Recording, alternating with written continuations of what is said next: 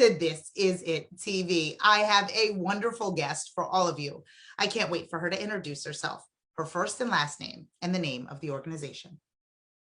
Good morning, Cheldin. My name is AAYLY, and the name of my organization is American and African Youth Leadership Foundation / End Child Marriages. Oh my goodness. I mean, there's so much there that I want to dive into. First of all, thank you for all that you are doing. I think that very often, you know, there is the feeling as if there's something more that can be done. There's recognizing that there's something wrong, that others are suffering in really, really horrible ways, but not necessarily knowing what to do to help, right? Or what to do to be able to make a difference. And you, my friend, have jumped in with both feet in order to do that. So I want to just give you a round of applause for that. And then also, you know, just praise for all the work that you're doing. So thank you so much. Thank you. Thank you for having me here. Yes. Oh my goodness. So let's educate the folks out there on what exactly it is that you are in fact up to. If you could share with me the nature of the organization, what exactly are you up to? What are you doing? And how are you helping? And then we'll talk specifically how people can get involved. Okay. All right. So specifically what I do is quite simple, but it's not simple at the same time. So I'm originally from Zimbabwe, and there's one particular community in Zimbabwe that I'm working with. And in this particular community, a lot of people there, they are still practicing the norm, the cultural norms that girls are not worth to be sent to school. So a lot of girls are left behind by their parents without an education. They will tend to educate boys. And then these girls, they also get they are at risk of getting married off because their fathers believe that as soon as they tend to be puberty, their job now is to go out there and get married. So that's basically, you know, that's their situation. They get married off due to poverty in the families, and the fathers will sell off these girls so that they can get something in return. And a lot of these girls, they don't want this to happen to them. They want to continue with their education. They want to become who they want to become. A lot of them want to become doctors, teachers, nurses, whatever they want to become. But because of their circumstances, they are not able to do that. So my organization we go in these communities. We work with one particular teacher that we work with, and we take these girls, we give them scholarships so that they can continue with their education. And we just, you know, keep them in school and have them be able to prolong marriages. And whenever they finish school, they can choose to get married, when they get to choose to decide when they can get married and to whom they can get married to. So that's basically what I do. I keep them in school and I help them to prolong marriages and, you know, end the cycle of poverty at the same time.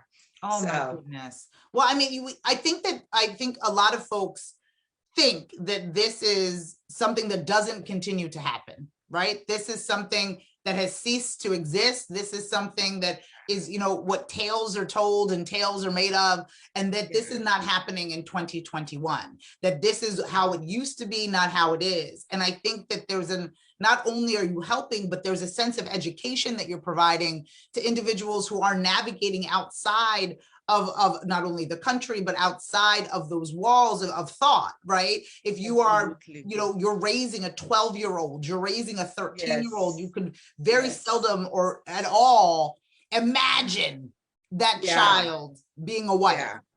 Yes, right? Yes. And so absolutely. Are you finding that when you have these conversations, especially in the States or especially in nations that are familiar with this practice, are you finding that there's a sense of, excuse me, like, what? What is happening? Yes, a lot of people, they still get that, you know, shock and say, oh my gosh, it's still happening in 2021. And the answer is yes, it's still happening, not only in Zimbabwe, but in a lot of African countries and other countries as well. It's still happening. And it's unbelievable to imagine that it's still happening. But yes, it does happen. And especially here, when I go around talking, you know, to people here in the United States about this, you know, situation, a lot of people get this, you know, surprise in their faces. But the good thing is, you know, a lot of people also, you know, they want to do something once they get once they get aware that, this is still happening, they want to do something to help. So, that's the good thing. I really appreciate people who are helping, because of course I can't do this all by myself. You can't. And it's interesting because it isn't as much as you may think to support, for those that are watching, to support a young woman or young girl, let's be honest, in a situation or circumstance of this nature. You would think that, okay, as again, especially coming from the States, when you think about school fees, when you think about going to university, there's a lot of zeros and a lot of commas that are involved in that price point. But you're telling me that this is an achievable thing that does not necessarily require a huge investment. Am I right in thinking that? You are absolutely right. And that's another thing. When I talk about how much it costs to help these girls, a lot of people be like, wow. Yes. So, in Zimbabwe, they have 3 semesters, and the girls that I deal with, they are like 13, and up. So they're in high school. So high school, they are $100 per semester, and they have 3 semesters, which equals to $300, only $300 for the whole year. You can help one girl stay in school. And, like a lot of people, when I went to school here in the United States, $300 was not even enough for one textbook. But over there, $300, you can help one girl stay in school and continue to be a child instead of her preparing to be a mother at such a young age. So yeah, it doesn't take that much. It doesn't take a lot. It does not take a lot. It does not take a lot. I know that you are back and forth from home and seeing and connecting with these young women and understanding not only about their initial story, but their journey, their educational journey. Are you finding that there are some success stories along the way? Oh my goodness. Oh my goodness. I have a lot of success stories. There's this one particular girl. I'm not supposed to have favorites, but she's my favorite anyway. So we took her when she was 13, and she was just about to get married off to this old man. I think the man was like 65 at the time, and she was only 13. So we took her, we put her through high school, and she's an A student, a bright young lady. Through high school. She went on to go to college. She did her bachelor's in business administration. She went on to do her master's again in business administration. And she met her husband, her boyfriend then, but his husband now, when they were both finishing their master's program. So they got married. This has been 7 years. I think this is the 8th year now. She has been married. She had a wedding. She invited me to go to the wedding. I went to the wedding. Now she has 2 beautiful boys, and she's happy. She's working. She's an entrepreneur now, which is exactly what she wanted to do. So, that's one of the success stories. I have so many. I don't know. I don't think I have time to be, going on, but I have so many success stories. I have another young lady. Now she is a journalist. That's exactly what she wanted to do. But we also got here when she was just about to get married.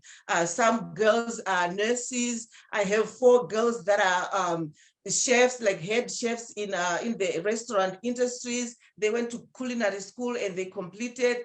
So, I mean, I have so many, so many success stories. Oh my goodness. I mean, think about that small investment that makes that gigantic change. From being 13, being married off, I'm sure you could see my face when I was like 65-year-old, adult, older man, and be able to take you out of that scenario and change completely the trajectory of your life, to change completely the trajectory of your life in such an impactful way for such a nominal expense, I think is a wonderful thing. I want people out there to get in touch with you, my new and dear friend. I want people to learn more about all that you are doing, and then in hopes that they can get involved and be able to support your efforts. And so if individuals would love to learn more, if they want to follow Fan and like you, as I like to say, where would they find that information?